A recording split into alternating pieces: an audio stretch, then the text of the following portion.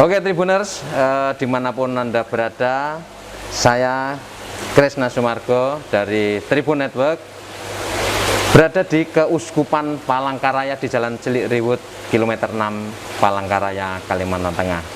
Nah, bersama saya sudah ada Uskup Palangkaraya, Dr. Monsinyur AM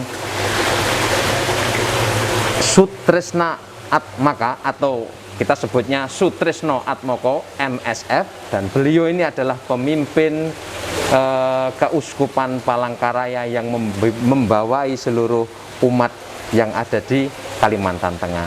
Nah, kita akan berbincang-bincang bersama beliau tentang apa saja situasi, tantangan, mungkin masalah-masalah terkait dengan pelayanan dan keumatan di Kalimantan Tengah. Terima kasih Bapak Uskup sudah bersedia untuk bersama kita. Dan yang pertama mungkin saya ingin melihat seperti apa kondisi keumatan di Kalimantan Tengah pada saat ini atau tahun-tahun terakhir ini. Terima kasih. Saya bisa sedikit bercerita tentang umat yang jumlahnya di Kalimantan Tengah ini, umat Katolik sekitar 91.000, dan saya sudah di sini selama 20 tahun, sehingga saya bisa melihat perkembangan baik umat, jumlah dan kualitasnya, maupun sarana prasarana yang selama 20 tahun itu berkembang di Kalimantan Tengah. Luar biasa, karena di satu pihak umat dari pedalaman dan di kota pun bisa berkembang, tadinya 35.000 sekarang menjadi 91.000. Situasi sarana prasarana juga berkembang dengan pesat. Ketika saya datang itu, kebanyakan transportasi khususnya di pedalaman itu selalu lewat sungai, dengan speed, dengan longboat, dengan klotok dan lain-lain. Tetapi dari hari ke hari perkembangan begitu bagus, sampai jalan-jalan sekarang di seluruh Palangkaraya sampai ke kecamatan-kecamatan itu sudah bisa dengan mobil, sepeda motor, ya. Itu memudahkan pelayanan kami untuk umat, ya. Dan memang kami lihat bahwa di kalangan umat dan masyarakat pada umumnya masih sangat diperlukan itu segi-segi yang menyangkut kemajuan martabat manusia, mulai dari segi pendidikan, segi kesehatan, segi sosial ekonomi dan lain-lain, ya. Situasi itu memang sekali lagi ada perkembangan dan kemajuan, tetapi memang masih memerlukan peningkatan yang lebih banyak lagi. Dan saya kira pemerintah, daerah dan pusat itu memperhatikan dengan baik demi kemajuan itu. Itulah keadaannya, ya Pak. Baik, kemudian problem-problem esensial atau masalah yang paling esensial, yang kira-kira ini menjadi fokus pelayanan dari Keuskupan Palangkaraya, maupun mungkin di wilayah-wilayah sampai pelosok, itu apa sih sepertinya? Problem utama yang memang sudah sejak awal ada itu berkaitan dengan sosial ekonomi, khususnya di pedalaman ini, ya. Dan dari segi problem sosial ekonomi itu berkembanglah ke problem yang lain, misalnya pendidikan.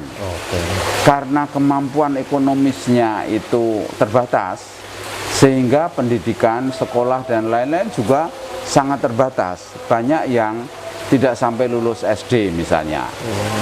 Nah, yang berikut lagi juga bersumber dari sosial ekonomi adalah soal kesehatan. Masih sangat dibutuhkan di pedalaman itu rumah sakit dan tempat-tempat untuk menjadikan mereka lebih sehat lagi dengan gizi dan seterusnya. Soal stunting misalnya juga masih menghantui pedalaman itu. Yang terakhir adalah dengan kemajuan milenial ini, kan dibutuhkan sarana prasarana, misalnya mulai dari listrik dulu untuk menghidupkan segala sesuatu, ya. Listrik, kemudian sinyal, kemudian wifi dan tower-tower untuk itu yang semakin diperlukan, sehingga kalau mau hidup di era milenial, itulah sarana prasarana itu yang sangat diperlukan, mulai dari listrik dan seterusnya tadi ya. Sekali lagi bertolak dari sosial ekonomi yang memang masih sangat terbatas, itu perlu dibenahi untuk sampai juga nanti memperkembangkan, mengubah sikap hidup manusia atau meningkatkan martabat manusia itu dimulai dengan hal-hal yang sangat konkret itu. Kira-kira itu menjadi masalah besar ya. Nah, sekarang situasi masih sudah hampir 2 tahun ya, pandemi virus corona ini. Betul. Nah, apakah ini juga bagian dari persoalan-persoalan yang coba dibantu, diatasi oleh Keuskupan Palangkaraya? Betul. Jadi hampir 2 tahun terakhir ini memang COVID menjadi masalah tambahan yang boleh dikatakan sangat pengaruh besar ya. Karena dengan pandemi kita tahu soal ekonomi terpengaruh. Bagaimana mereka memerlukan pekerjaan dan macam-macam hal untuk hidup. Yang kedua, pandemi juga berpengaruh pada masalah pendidikan. Dalam tanda petik, kalau ada pelajaran daring, padahal mereka tidak punya HP, kemudian sinyalnya juga sangat lemah, kadang-kadang muncul, kadang-kadang tidak. Ada yang harus mencari sinyal sampai ke bukit tertentu. Itu menjadi masalah yang lebih memberatkan ya. Pandemi menjadikan banyak hal yang tadinya tidak terbayangkan, sekarang masuk sampai rumah tangga, bagaimana ibu-ibu dan keluarga itu mendampingi anak yang harus sekolah. Sementara belum dimungkinkan pembelajaran tatap muka ya, dan itulah yang sampai sekarang diharapkan mudah-mudahan semua itu cepat berlalu sehingga bisa mengejar ketertinggalan dan kenyamanan hidup seperti dulu gitu ya. Benar sekali itu. Oke, baik. Kemudian zaman dan teknologi mengubah banyak hal. Betul. Bisa perilaku, bisa cara konsumsi, cara orang mengakses informasi dan lain sebagainya. Nah, kira-kira Keuskupan Palangkaraya melakukan langkah-langkah supaya membantu masyarakat terutama yang jauh dari jangkauan teknologi seperti ini, supaya tidak terlampau jauh tertinggal dengan yang di perkotaan begitu. Ya. Baik, dalam Keuskupan Palangkaraya ini ada macam-macam komisi atau seksi atau satuan yang membantu. Mulai saja kalau saya menggunakan istilah ada komisi, itu ada komisi yang berkaitan dengan pengembangan sosial ekonomi. Komisi ini membantu masyarakat untuk mengembangkan segi ekonomi, mulai dari misalnya memberi modal untuk menanam di lahan-lahan yang kosong atau lahan tidur, sehingga mereka bisa mendapatkan penghasilan dari apa yang diusahakan dengan modal dan bimbingan dari pelayanan sosial ekonomi. Karena ini menjadi akar dari berbagai masalah, meningkatkan sosial ekonomi ini menjadi kunci untuk bisa mengembangkan di banyak bidang lainnya. Kemudian di masa pandemi ini juga membantu bagaimana masyarakat bisa mengakses sarana-sarana kesehatan, khususnya vaksin itu ya. Gereja baru-baru ini di pusat, di katedral itu juga diadakan vaksinasi secara massal. Juga di sebelahnya itu ada sekolah siswarta yang juga bekerja dengan salah satu kelompok tertentu, juga mengadakan vaksinasi untuk para siswa sekian ratus, sekian ribu. Itu bukan hanya di kota, di daerah kabupaten pun itu diusahakan bersama-sama, sehingga harapannya sumber dari masalah yaitu COVID itu juga makin bisa dihilangkan dan gereja bisa meneruskan program-program untuk seperti halnya pengembangan sosial ekonomi itu menjadi lebih baik lagi ya. Belum lagi ditambah banjir yang baru-baru ini.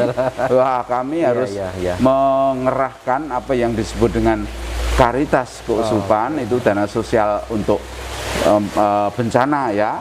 Itu sudah berapa hari kami ke Kasongan, ke Telok dan seterusnya dengan sekian truk sembako dan lain-lain ya. Untuk meringankan, selain pandemi juga ada banjir sekarang ini. Bencana ya. Itu yang diusahakan oleh Gereja Katolik Keuskupan Palangkaraya, begitu ya. Baik, Bapak Uskup, yang terakhir ini terkait dengan kondisi sosial kemasyarakatan di Kalteng, tentu pasti menjadi perhatian juga yang serius ya, karena bagaimanapun kita menghadapi realita bahwa di wilayah ini beberapa belas tahun yang lalu pernah ada konflik sosial yang sangat tajam begitu. Ya. Apa pesan-pesan Bapak Uskup terkait dengan sosial kemasyarakatan ini, karena memang secara etnis kan beragam, secara agama juga beragam begitu. Ya. Baik, persis ketika saya datang tahun 2001 bulan Februari itu, konflik etnis sangat berdampak ya di Sampit mulainya, itu kemudian melangkah ke Palangkaraya dan seterusnya. Konflik etnis waktu itu menjadi semacam trauma untuk situasi kemasyarakatan. Tetapi syukurlah bahwa pelan-pelan konflik dan sisa-sisa traumanya itu tidak terlalu sulit dan tidak terlalu lama itu menghantui Kalteng. Lama-lama sudah mulai pulih sehingga sekarang ini sepertinya sudah tidak terlalu membekas. Oleh karena itu, kami juga terinspirasi dari situasi waktu itu. Kami menjadikan para calon pelayan umat, calon pastor, calon imam itu dididik di sebuah lembaga namanya seminari, tempat pendidikan calon imam, dengan nama Raja Damai. Kami ingin agar petugas-petugas untuk keagamaan ini membawa damai dan menjadikan damai yang meraja di kalangan umat, supaya tidak terjadi lagi konflik seperti yang dialami tahun 2001 itu. Karena itu memang sangat menyedihkan, sangat menyengsarakan dan seterusnya, dan mungkin karena sudah semakin pulih inilah itu perlu dilihat kembali supaya menjadikan damai itu merajai semua orang di Kalimantan Tengah ini ya. Apakah etnisnya, apakah ada agama yang berbeda, pandangan sosial ekonominya dan seterusnya, itu kita usahakan hidup dalam damai itu ya. Oke, baik. Bapak Uskup, terima kasih untuk semua penjelasannya dan terutama pesan-pesan supaya memang kita hidup berdampingan secara damai, membangun Kalimantan Tengah supaya menjadi lebih baik lagi ya. Demikian Tribuners dimanapun Anda berada, terima kasih sudah bergabung dengan tribunkalteng.com dan Tribun Network, mata lokal menjangkau Indonesia.